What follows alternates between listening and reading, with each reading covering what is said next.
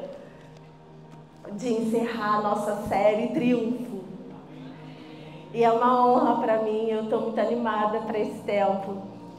Então, eu estou até abrindo a coisa errada. Acho que é melhor a gente começar orando. Eu quero convidar vocês a abrir a Bíblia de vocês em 2 Coríntios 2. Nós vamos orar um pouquinho, porque eu estou realmente perdida nessa noite. Eu subi aqui, orei pelo louvor, e agora quem precisa de oração sou eu, de verdade. Obrigada, Espírito Santo. Você é tão bom. Você é tão bom. E nós estamos em paz na Tua presença. Eu oro, Senhor, para que a direção do alto venha sobre nós, venha sobre mim nesse tempo. Eu oro para que a Tua voz seja audível nessa noite. Eu oro que os corações sejam uma terra fértil. Eu declaro sobre essa casa, Senhor, o conhecimento de Deus. Eu declaro sobre os Teus filhos o avanço na estatura do varão perfeito. Eu declaro sobre os Teus filhos a plenitude da Tua presença. Eu peço que Você venha, Senhor, sobre nós como uma onda e inunde, Senhor, o nosso ser com revelação, com sabedoria, com poder e unção, Senhor, para que tudo isso glorifique o Teu nome e somente o Teu nome, somente o Teu nome. É para a Tua audiência, Senhor, que nós estamos aqui. É para crescer no conhecimento de quem Você é, que nós nos derramamos essa noite. Ai, Espírito Santo, obrigada. Obrigada, Senhor. Toma minha vida. Senhor, me unge com a Tua palavra. Me unge, Senhor, com uma unção de ensino nessa noite. Coloca, Senhor, no meu interior, Senhor, as Tuas palavras, as palavras corretas que vão trazer exortação, consolo, Senhor, que vão trazer uma nova revelação para o Teu povo, que vão corrigi-los, que vão encorajá-los, que vão deixá-los, Senhor, prontos para a próxima estação. Obrigada, Espírito Santo, eu me coloco à Tua inteira disposição, Senhor. Faz como Você quer, como Você deseja, porque a glória é para Você, Jesus. Obrigada, Senhor. Nós Te louvamos. Amém. Amém. Parece que agora eu fui ligada na tomada. Deu certo. Amor, pode ir, eu tô com medo de derrubar. Eu pedi água com gás. Bom, você abriu a Bíblia? Amém. Onde? 2 Coríntios. Mas antes disso, deixa eu me apresentar. Eu sou Lia Quezada, a pastora dessa casa, junto com o meu marido, a cheirosa do pastor Rafa, a dengosa do pastor Rafa, a mãe dos Quezadinhas. É uma honra estar aqui. Quem é que nos visita pela primeira vez? Faz um sinal. Nossa, quanta gente. Glória, quanta vergonha eu estou passando no meu pai. Amém. Oh, Jesus. Deus é bom. Primeira vez aí em cima? Só Moisés? Amém. Bom, eu quero dar as boas-vindas àqueles que nos visitam pela primeira vez. Hoje foi incomum, mas nem tanto. Então, eu não vou dizer para você que da próxima vez vai ser diferente, pode ser que não seja. Então, já vai se acostumando, porque normalmente é assim mesmo. Se você está procurando uma casa, queremos te receber, passa depois no concierge, faz a sua inscrição. A gente vai ter treinamento de membros em breve, inclusive você está me devendo uma data. Amém. Vai ser em breve.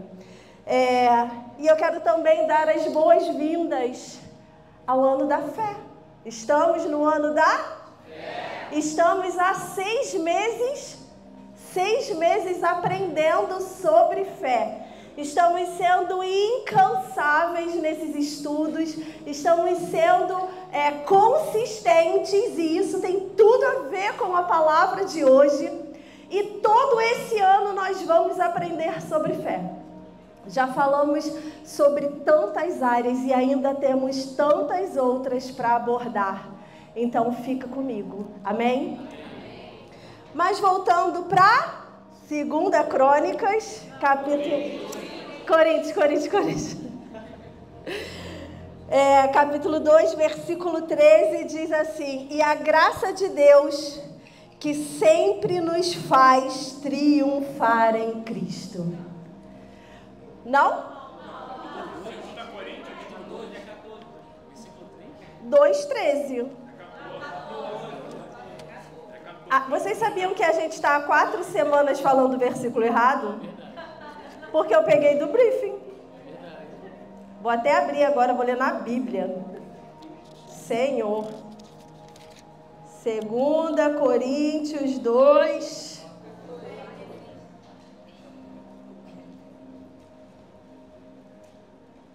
Não tem 14, tem.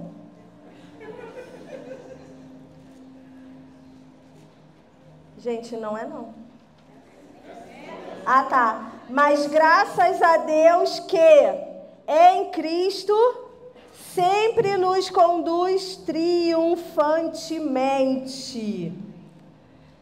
É versículo 14. Nós falamos então sobre tantas coisas nessa série. Meu marido pregou sobre triunfando sobre as aflições. Quem estava aqui? Depois eu preguei sobre triunfando sobre o medo. Depois, acho que foram 5 semanas, nós aprendemos sobre tentações, sobre triunfar em cima das tentações. Semana passada aprendemos sobre como triunfar em cima do desânimo. E hoje nós vamos aprender a triunfar sobre a inconstância. E enquanto eu orava, o Espírito Santo falou para mim: filha, tem muita gente inconstante que precisa dessa palavra. Então essa palavra é para todos nós.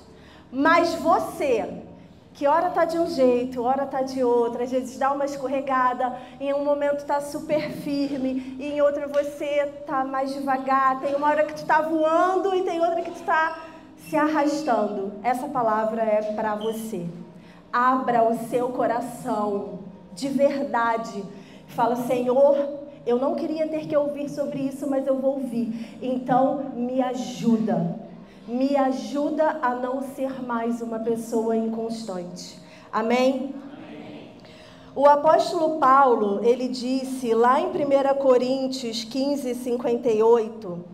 assim, portanto, meus amados irmãos, sejam firmes e constantes, sempre abundantes na obra do Senhor, sabendo que o vosso trabalho não é vão. Tudo que você faz no Senhor frutifica. Tudo que você faz nele dá fruto. Alimenta, restaura, dá ânimo, dá vigor, permanece. Isso é o que acontece quando nós estamos nele, fazendo o que fazemos nele. E o desejo de Deus é que você pare, é que você viva em progresso, é que você viva em avanço, é que você cresça constantemente. Essa é a vontade de Deus para nós. E não como se vivêssemos numa roda gigante.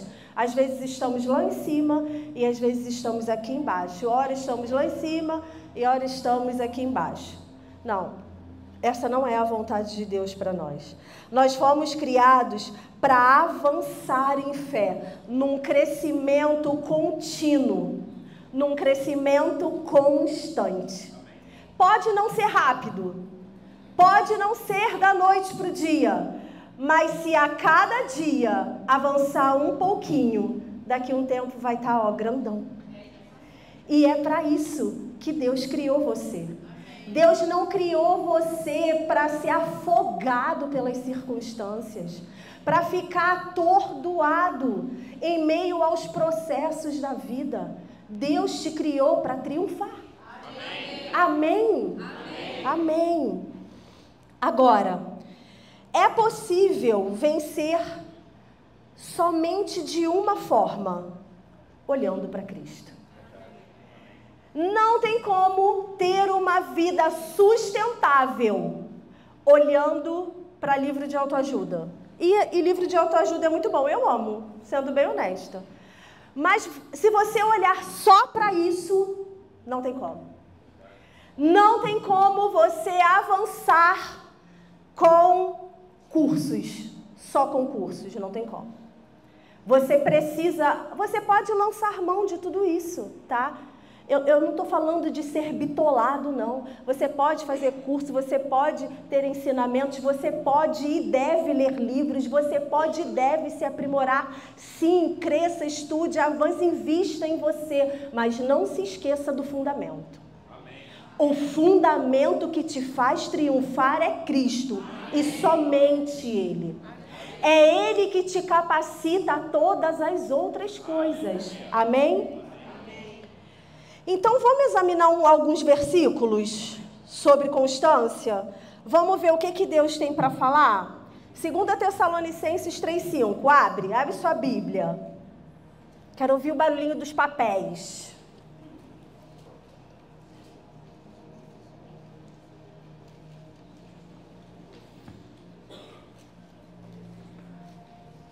Vamos lá. Amém? Misericórdia. Amém. Amém. Que o Senhor conduza o coração de vocês ao amor de Deus e à perseverança que vem de Cristo. Vou ter que separar vocês dois, né? Você parece escola.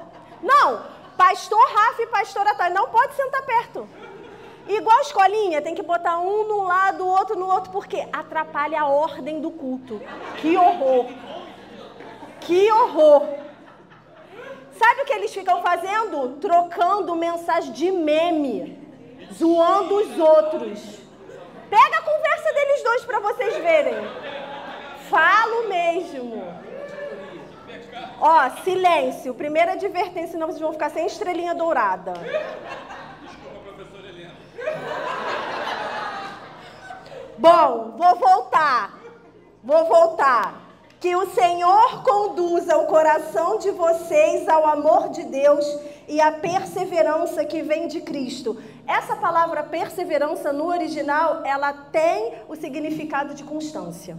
E a gente já vai entrar mais profundamente sobre o que é constância. Paulo aponta uma forma sustentável de alcançar a constância. O Senhor, porque ele diz o quê? Que o Senhor conduza o coração de vocês. Ou seja, são as circunstâncias que vão te conduzir para a constância? São os propósitos, os preceitos, a vontade soberana e perfeita do Senhor que vai conduzir a sua vida à verdadeira constância. E quando Deus nos conduz, pode ser desconfortável, mas é seguro. Amém. É seguro ser conduzido por Cristo. É seguro quando Ele fala vai, você fica assim, mas não quero fazer isso. Não, você vai fazer sim, vai. É seguro. Eu sei que a maioria das vezes não é confortável. E em nenhum lugar está escrito que seria. Ou tá? Não tá. Então, vamos aprender a viver com aquilo que Ele nos dá. Vamos abrir as nossas mãos e receber de bom grado o que Ele tem derramado. Amém? Amém. Tiago 1. Abre aí. Depois já prepara Efésios.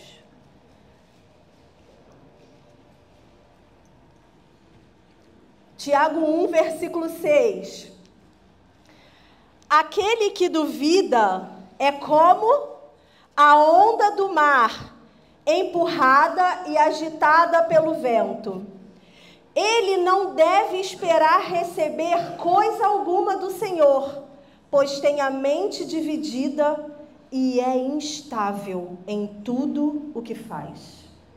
O inconstante, ele é governado pelas circunstâncias e pelas próprias emoções. E o que o versículo diz? Que ele não deve esperar receber recompensa. Gente, pensa que vida triste. Porque a palavra, não sou eu que estou inventando isso, a palavra está dizendo que não existe recompensa para o homem de mente dividida. Para a pessoa que é inconstante em tudo que faz. A palavra de Deus, ela é clara quando ela diz que não tem recompensa. E aí, qual é o ponto? Ficar frustrado? E só, caraca, então não tem saída para mim? Não. Senhor, me perdoa. Injeta constância em mim. E agora, no decorrer da palavra, você também vai aprender que a constância é uma responsabilidade nossa.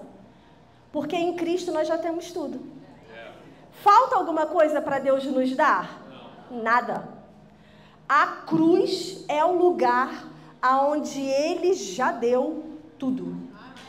Ele disponibilizou tudo na cruz. Lá em Efésios 4, foi lá? Eu vou ter que ir também.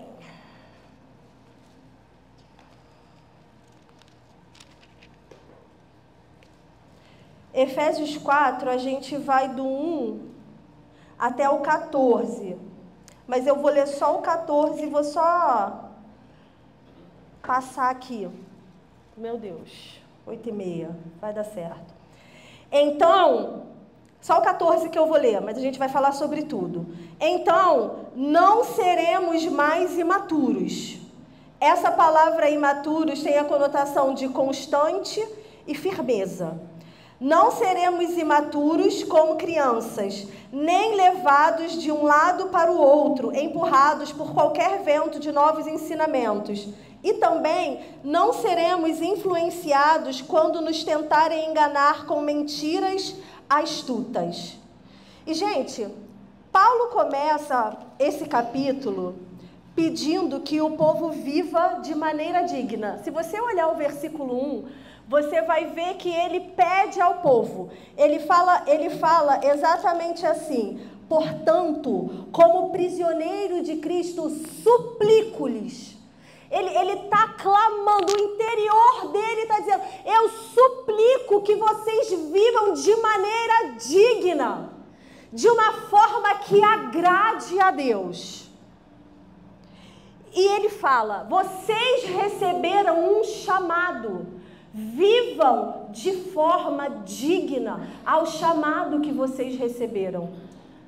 Não foi o seu pai ou a sua mãe que te chamou, por mais importante que eles sejam. Quem é que dá importância para pai e mãe? Eu também dou. Mas o chamado, e esse chamado não tem a ver com ministério, tá? É chamado para salvação.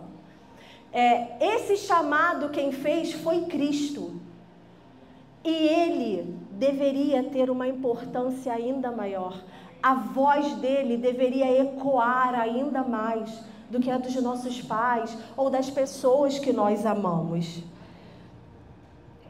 E a salvação é algo que a gente recebe gratuitamente. Ou alguém aqui comprou a salvação? Eu não tive dinheiro. É caro para burro. Só sangue santo podia pagar. E só uma pessoa tinha esse sangue. A minha salvação e a sua foi gratuita. Mas a salvação que você recebeu, você também precisa abraçar. Porque se você não abraçar, você não reconheceu.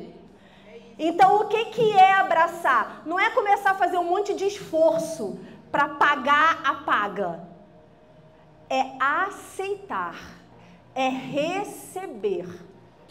Nós precisamos receber a salvação que foi gratuita para nós. E lá nesse capítulo, lá perto do versículo 4, diz que nós fomos chamados para uma só esperança. E isso fala sobre regozijo e expectativa confiante da salvação que é eterna. O Senhor, Ele é o autor da vida. Ele é o autor da salvação que você recebeu. E é por isso que você precisa abraçar.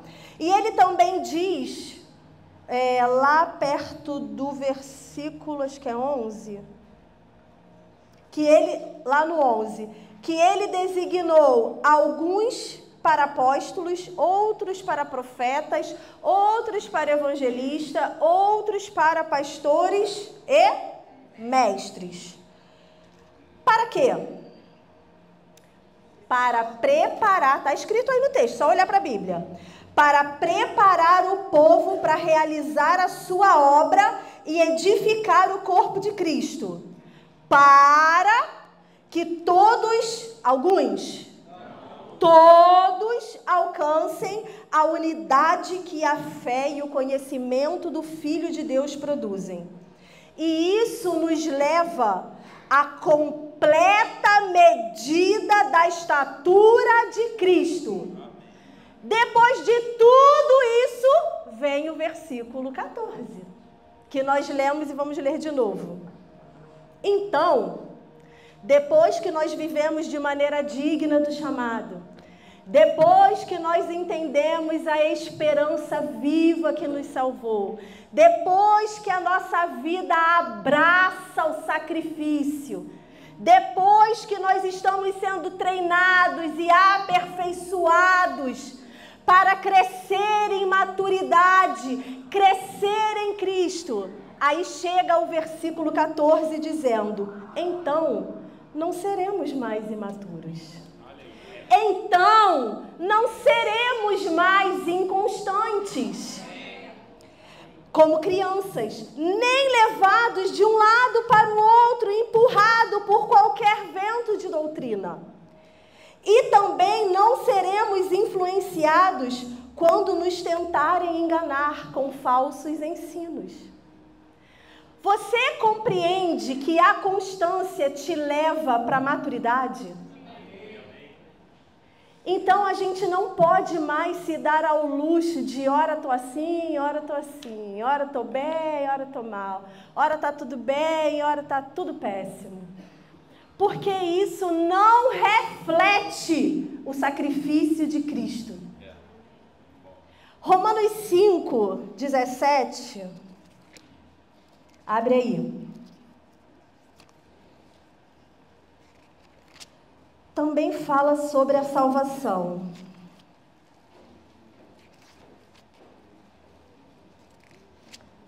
E diz assim: a morte reinou sobre muitos por meio do pecado de um único homem.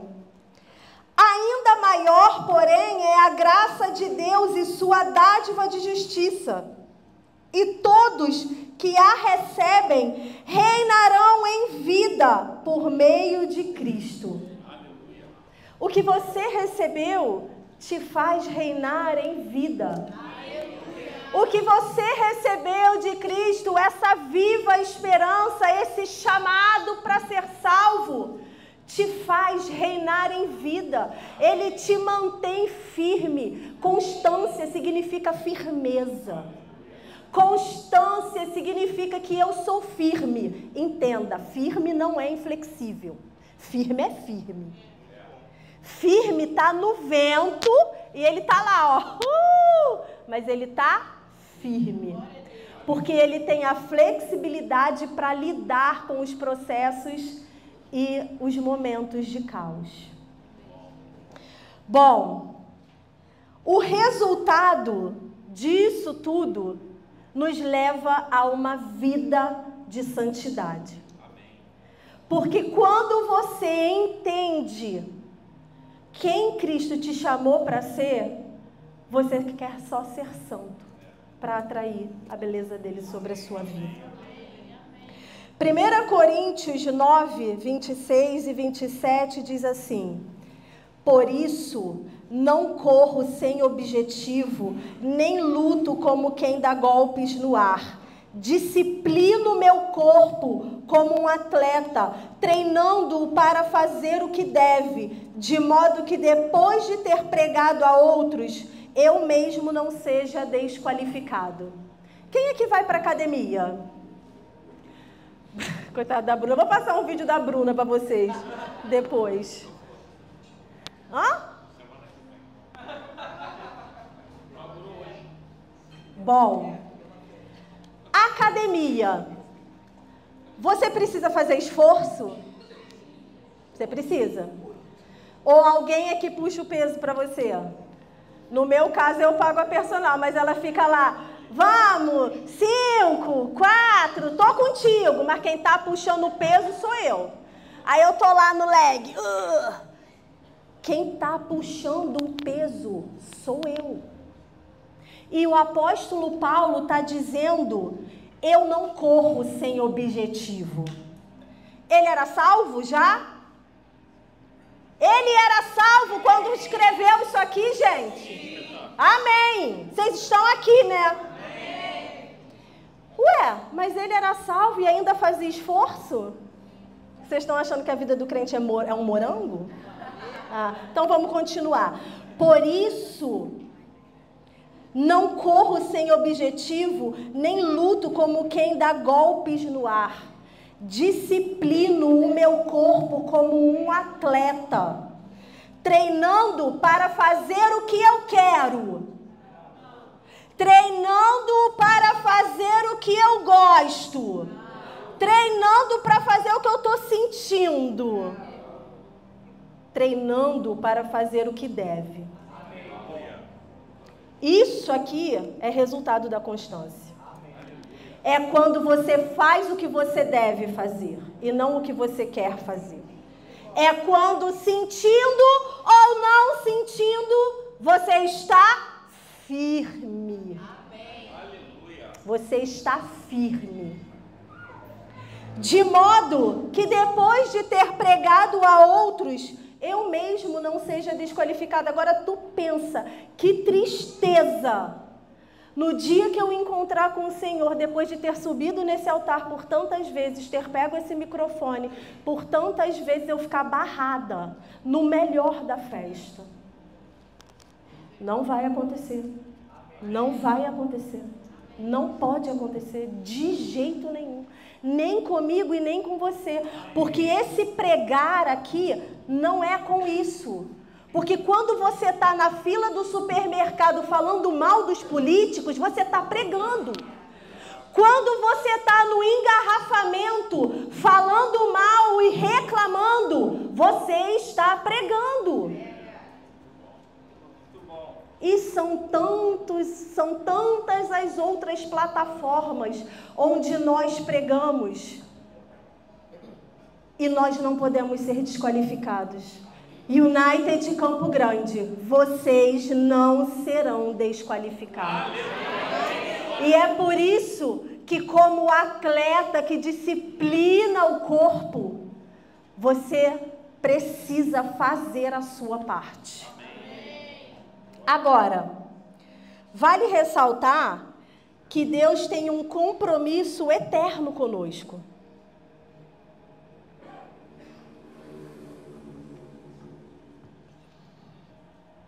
E esse compromisso que Ele tem conosco deveria ser recíproco da nossa parte para com Ele.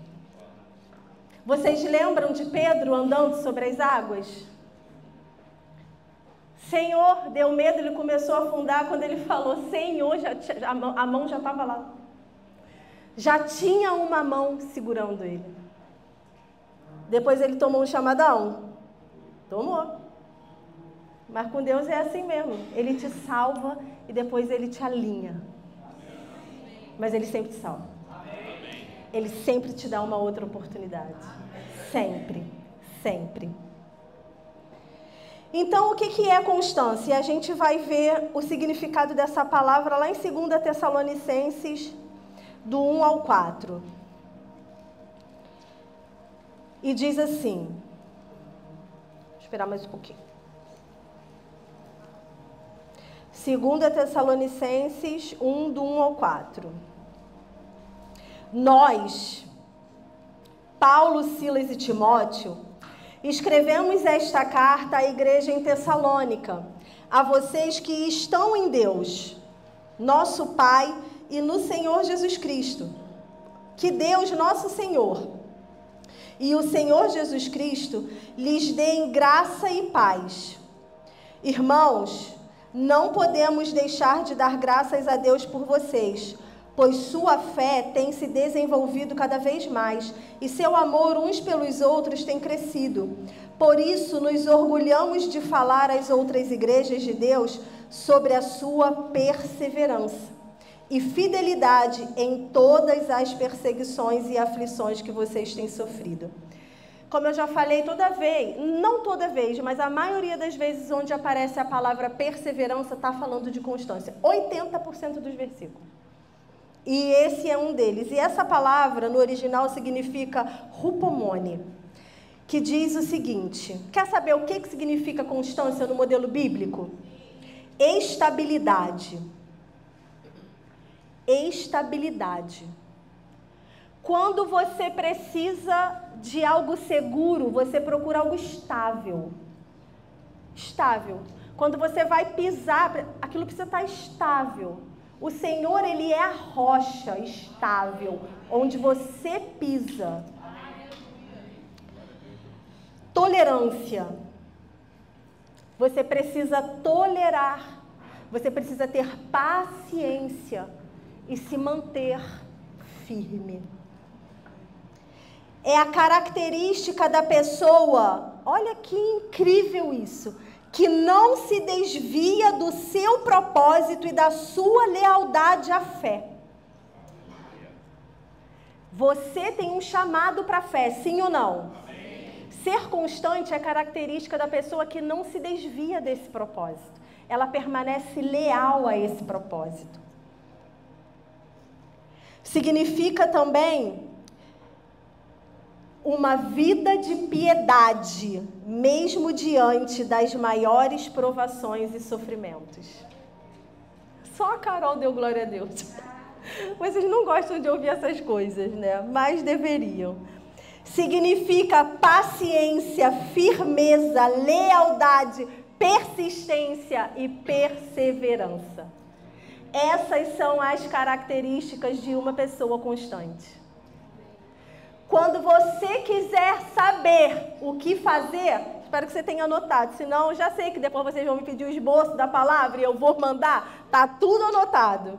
E aí você vai lá, eu preciso ser mais constante, então eu preciso de mais estabilidade, de mais tolerância, de mais firmeza, de mais perseverança, de mais paciência, de mais lealdade. Você precisa abraçar a fé e desenvolver o chamado. E é o chamado da salvação.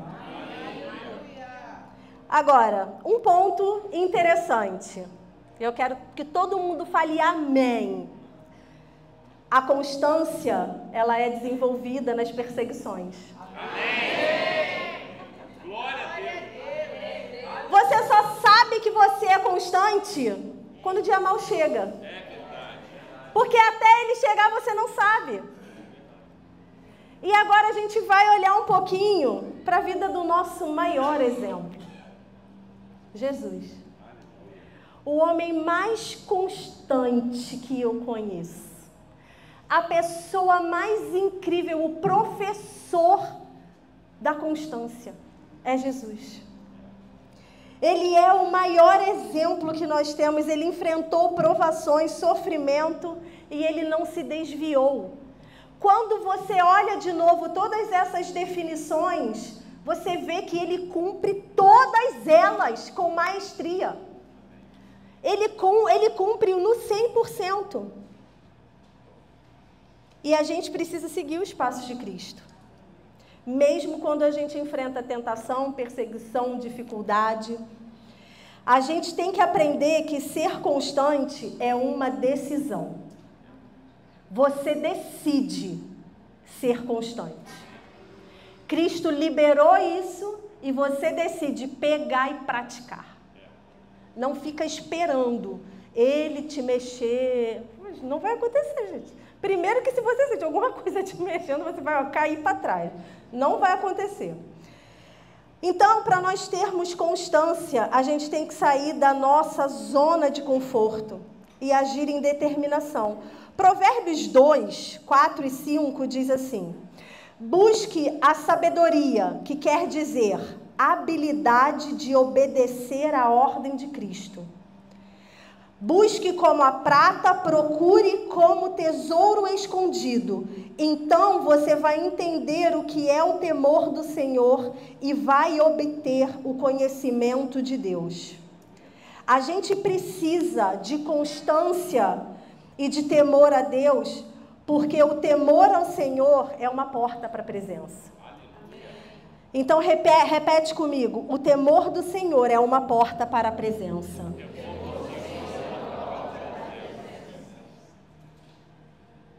Mateus 4 e Lucas 4, eles narram com detalhes a vida de Jesus quando ele passou por tentação.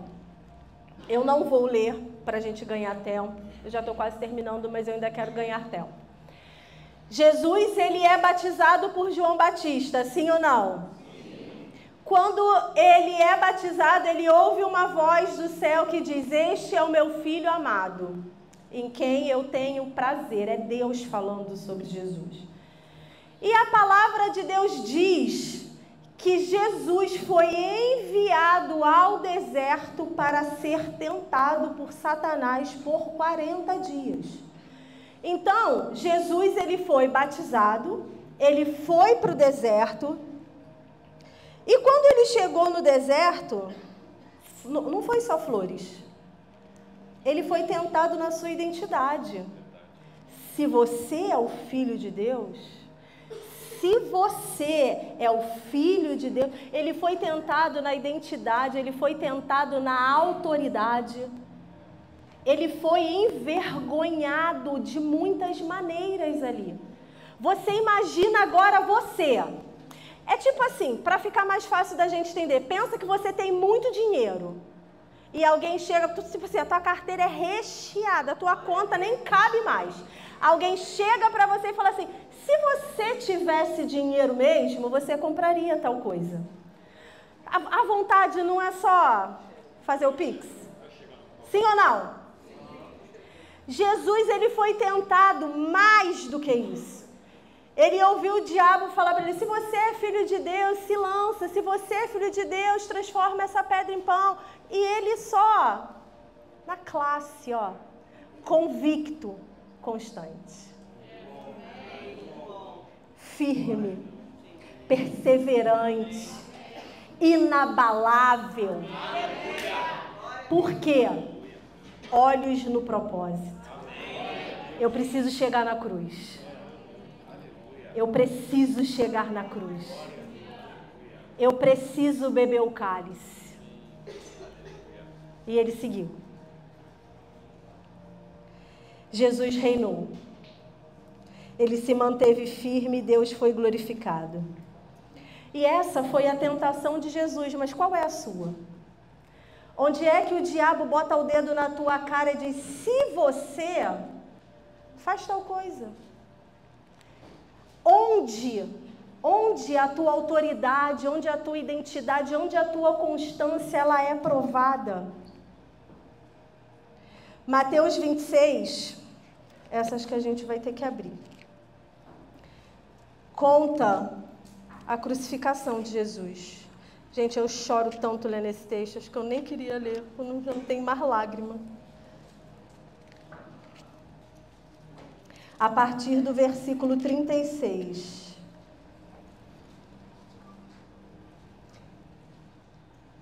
Vou ler 10 versículos.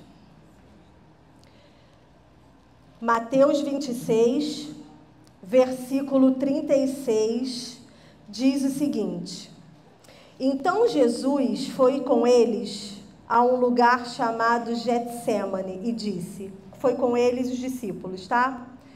Sentem-se aqui enquanto vou ali orar. Levou consigo Pedro e os 2 filhos de Zebedeu e começou a ficar triste e angustiado.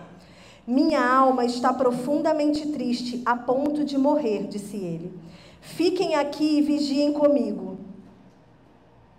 Ele avançou um pouco, curvou-se com o rosto no chão e orou. Meu Pai, Se for possível, afasta de mim esse cálice. Contudo, que seja feita a tua vontade e não a minha. Depois voltou aos discípulos e os encontrou dormindo. Vocês não puderam vigiar comigo nem por 1 hora, disse ele a Pedro. Vigiem e orem para que não cedam à tentação, pois o espírito está pronto, mas a carne é fraca. Jesus estava na pior hora da vida dele, ele ainda estava preocupado com os discípulos. Então os deixou pela 2ª vez e orou: meu Pai, se não for possível afastar de mim este cálice sem que eu o beba, faça-se a tua vontade. Quando voltou pela 2ª vez, encontrou-os dormindo de novo, pois não conseguiam manter os olhos abertos.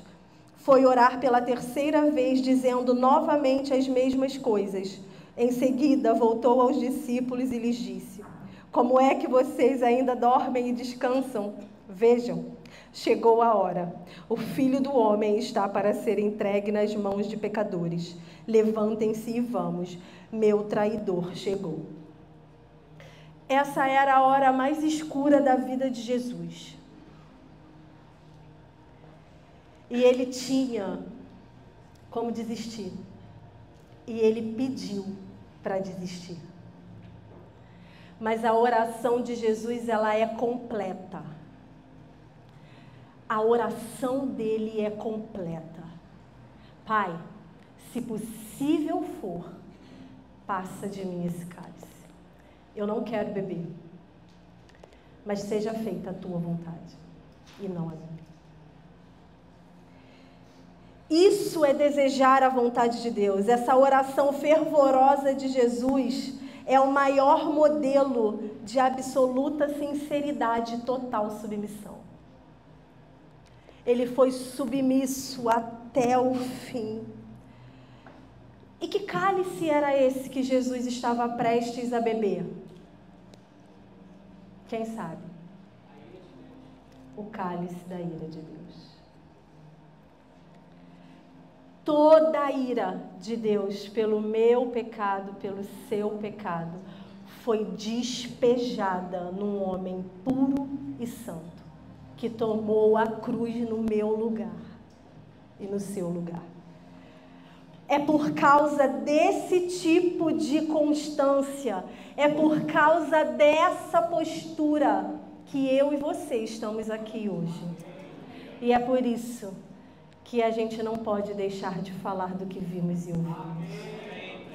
É por isso que a nossa boca não pode se fechar e a nossa vida não pode parar de proclamar quem é Jesus.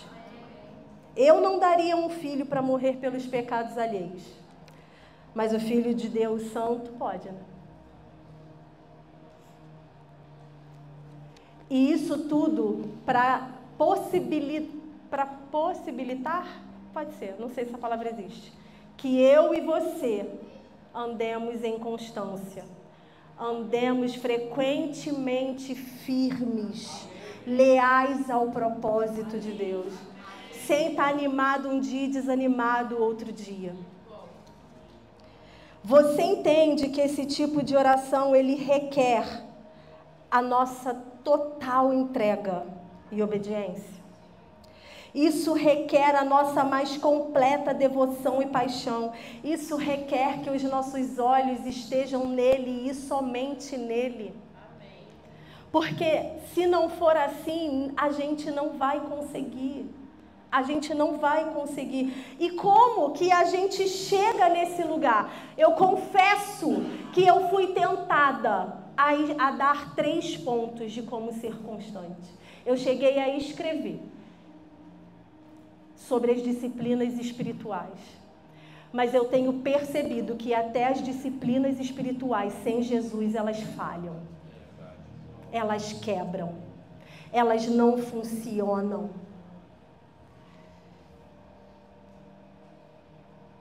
Mas só existe um caminho e vocês já sabem onde eu quero chegar.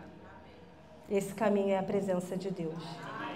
A gente não vai chegar em lugar nenhum fazendo esforço para obedecer regras. Não vamos chegar. Ou a gente tem entendimento, ou a gente vai passar o resto da vida nessa corrida sem fim, onde a gente acha que as nossas forças podem produzir santidade, obediência, bons frutos, constância, frequência. E essa lista nunca acaba. Ela nunca acaba. Ou você para agora e se prostra diante de Jesus. E eu quero te convidar a ficar de pé. Mas a palavra não acabou. Eu só quero que você fique de pé para eu terminar ela. O ponto é, temos mais à nossa disposição do que nós ousamos imaginar. E eu quero que você feche os seus olhos. Eu tenho sido impactada com um livro e eu vou ler um trecho dele para vocês agora. Eu quero que você preste muita atenção. Muita atenção. Eu quero que você feche os seus olhos e se entregue a essas palavras aqui. Eu quero falar sobre o êxtase de conhecer a Cristo.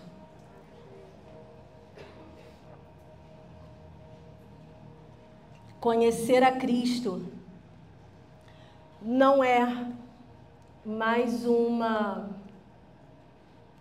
tópico da sua lista de afazeres. Conhecer a Cristo é toda a nossa vida. E existe um êxtase em conhecê-lo. Olhar para Ele, contemplar quem Ele é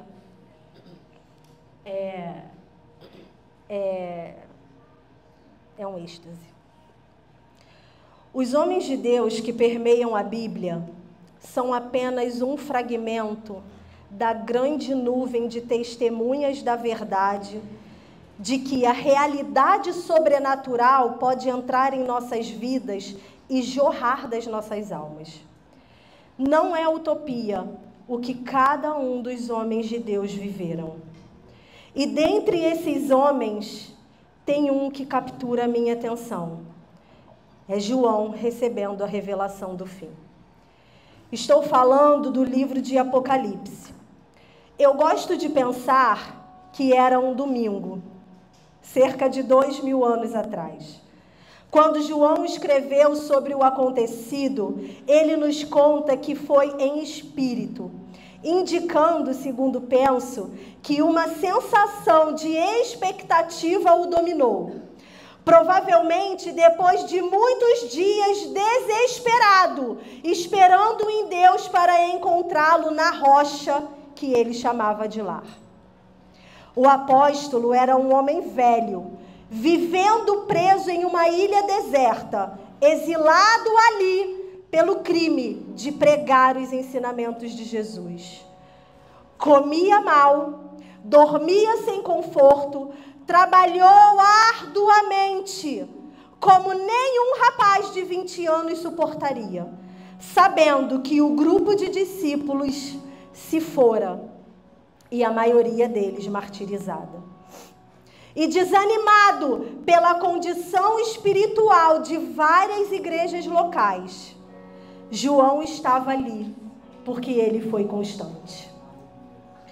Se tivesse seguido a Cristo na perspectiva de uma vida melhor, estaria naquela altura dolorosamente desiludido. Mas então, Cristo apareceu a ele. Note-se, porém, o que não aconteceu nessa aparição. Cristo não levou um colchão para João. Não pôs uma mesa com finas iguarias. Não tirou João magicamente de Pátimos e o colocou no continente para dirigir seminários em Sardes e Laodiceia. O que aconteceu realmente foi muito melhor. O Espírito revelou Jesus.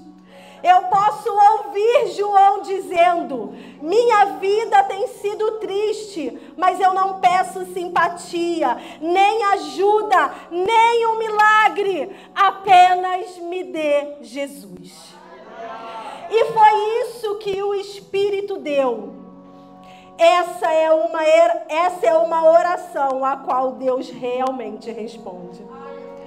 O Jesus que João encontrou naquele dia não apareceu como marceneiro amável ou um professor bondoso ou um bom amigo que certa vez convidara João a se inclinar sobre o seu peito após o jantar. O que João viu naquele dia eram cabelos brancos como a alva lã, olhos como chamas de fogo, pés semelhantes ao bronze polido.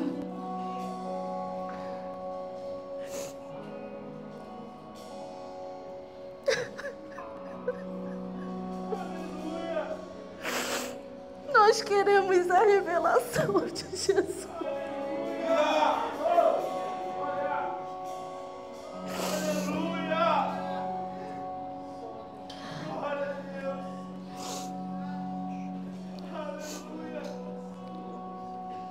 Pés semelhantes a bronze polido, como que refinado numa fornalha, a voz como voz de muitas águas.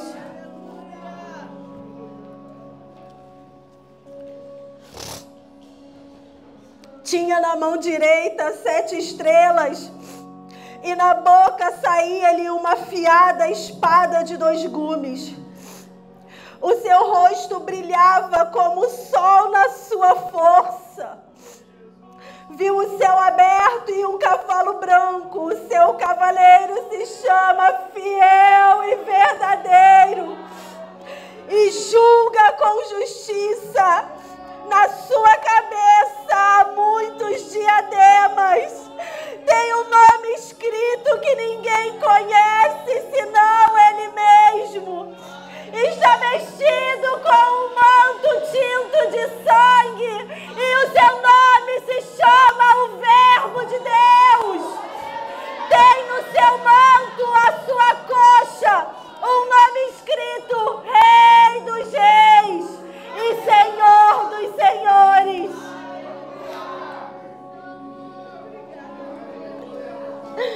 Igreja, não é de admirar que João tenha caído como morto diante desse homem.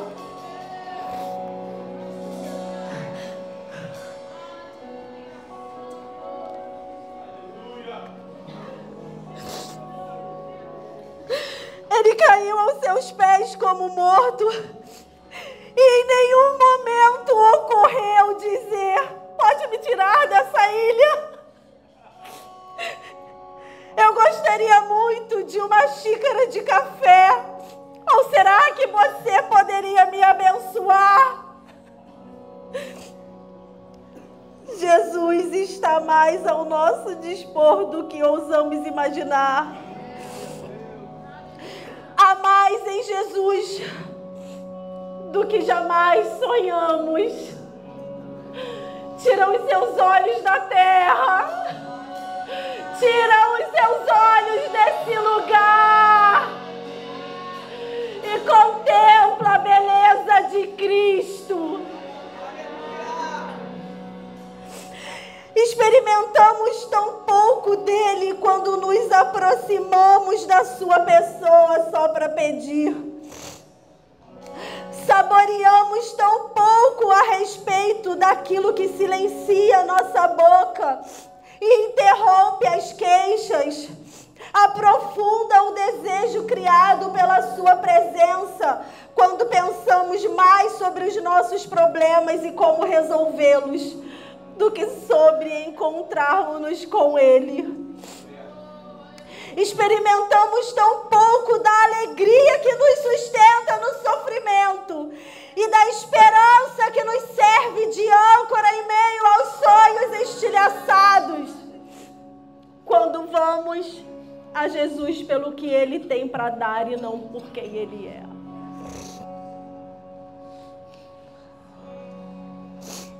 Ele não é um caminho para te levar para longe das dificuldades. Ele é o teu pai e o teu amigo. E é para Ele que nós precisamos olhar para ficarmos fixos, para estarmos constantes, inflexíveis. Em suas expressões imprevisíveis de misericórdia, o Espírito nos dá vislumbres de Cristo que nos enchem de realidade sobrenatural e fazem brilhar uma luz na entrada do novo caminho. É alegria. Alegria além da alegria. Plenitude de alegria. É isso que nós experimentamos na presença de Deus. O caminho para triunfar sobre as aflições, sobre o medo, sobre as tentações, sobre o desânimo, sobre a inconstância é Cristo. Sempre foi e sempre será Cristo. É rendição, é paixão, é entrega.